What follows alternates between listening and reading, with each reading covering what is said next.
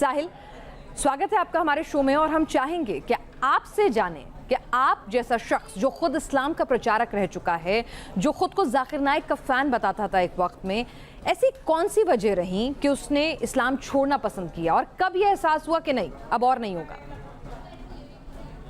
जी, बहुत बहुत शुक्रिया पिनाज जी। मेरे चैनल एक्स मुस्लिम साहिल ऑफिशियल की तरफ से मैं धन्यवाद कहना चाहूँगा न्यूज़ नेशन को कि आपने मौका दिया ताकि मेरी बातें जो है करोड़ों लोगों तक पहुँचे। जैसे कि आपने बातें बताई है, मैं इस्लाम की तबलीग करता था, नमाज़ें 5 टाइम की नमाज़ पढ़ता था, रोज़ा रखता था, सब कुछ करता था, बहुत सीरियसली मैं फॉलो करता था। और वो वजह ये थी क्योंकि बचपन से हमें जो भी मुसलमान होता है ये सब चीज़ें सिखाई जाती है और एक शुगर कोटेड वर्जन जो है इस्लाम का वो मुसलमानों को पता होता है, खास करके इंडिया जैसे देश में। लेकिन जब मैं मैच्योर होता गया, मेरी एज बढ़ती गई और मैंने जब गौर व फिक्र किया कि मेरे इस रिलीजन ने मुझे काफ़ी ज़्यादा कट्टर बना दिया है और इस रिलीजन को फॉलो करने की वजह से जो दूसरे मजहब के लोग होते हैं, हिंदू है, क्रिश्चियन है, मैं उनके साथ उस तरीके से घुल मिल के नहीं रह सकता था जैसे कि मैं मुसलमानों के साथ रहता था। मैं उनके जो फेस्टिवल्स है उसमें उनको ना पार्टिसिपेट कर सकता था, ना उनको विश कर सकता था। तो ये सब चीज़ें मुझे काफ़ी चुभती थी कि यार मेरे अंदर इंसानियत नज़र नहीं आ रही है।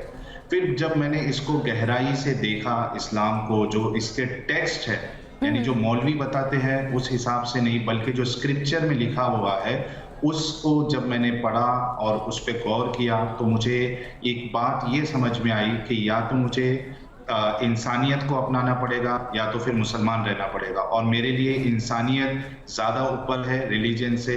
इस वजह से फिर मैंने इस रिलीजन से बाहर निकल गया। साहिल, बहुत बड़ी बात कह रहे हैं आप, बहुत बड़ी बात कह रहे हैं आप। कह रहे हैं कि इस्लाम जो है वो इंसानियत के खिलाफ है, यानी कि इस्लाम आपको इंसानियत नहीं सिखाता, इस्लाम में इंसानियत के लिए जगह नहीं है और आपको लग रहा था कि आप अच्छे इंसान नहीं बनेंगे अगर आप इस्लाम धर्म को फॉलो करते रहे। तो ये तो बहुत बड़ी बात है। ऐसी कौन सी वजह थी जिससे आपको लगा कि ये धर्म इंसानियत के खिलाफ है?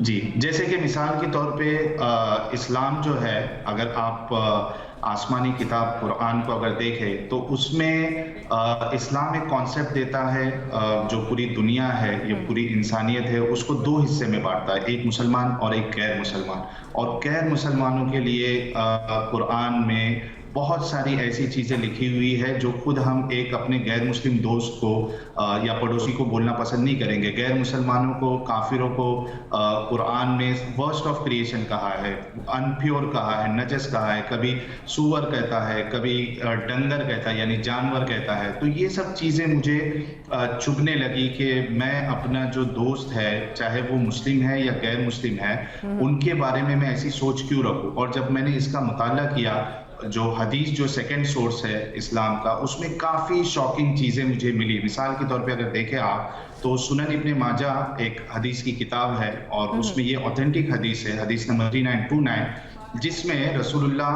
के पास एक शख्स आता है और वो उनके कान में कुछ कहता है तो रसूलुल्लाह उसके बारे में कहते हैं कि इसको जाके कत्ल कर दो। फिर उसके बाद फिर से रसूलुल्लाह उसको बुलाते हैं और पूछते हैं कि क्या तुम ला इलाहा इल्लल्लाह मानते हो, कलमा पढ़ते हो? वो हाँ कहता है। तो फिर अपने साथियों को वो कहते हैं कि इसको छोड़ दो। और उसके बाद एक बहुत बड़ी बात रसूलुल्लाह कहते हैं जो यानी वाकई में मुसलमानों को इस चीज़ के बारे में गौर करना पड़ेगा। रसूलुल्लाह कहते हैं कि I have been commanded to fight the people until they say La ilaha illallah. Then if they do that, their blood and wealth are forbidden to me. यानी रसूलुल्लाह कहते हैं कि मुझे लड़ाई के लिए भेजा गया, हुक्म किया गया लड़ाई के लिए, जब तक के लोग ला इलाहा इल्लल्लाह ना कह दें। और अगर ये लोग जब ला इलाहा इल्लल्लाह कहेंगे तो इनकी जान और इनका जो माल है, इनका खून जो है वो बचा रहेगा। अब खुद सोचिए, एक रहमत लिल आलमीन जिसके बारे में कहा जा रहा है, जिनके बारे में हम उनके लिए जान देने और लेने के लिए रेडी बैठे हैं, अगर वाकई में इस्लाम सच्चा है और एक सच्ची चीज को लड़ाई करके फैलाने की जरूरत नहीं पड़ती है। अगर एक सच्ची चीज होती है तो आप उसकी अच्छाई लोगों को बताते हैं, उससे मुतासिर होकर लोग इस्लाम कबूल करेंगे। लेकिन यहाँ पे रसूलुल्लाह कह रहे हैं कि I have been commanded to fight, तो ये चीज बड़ी चुभी मुझे।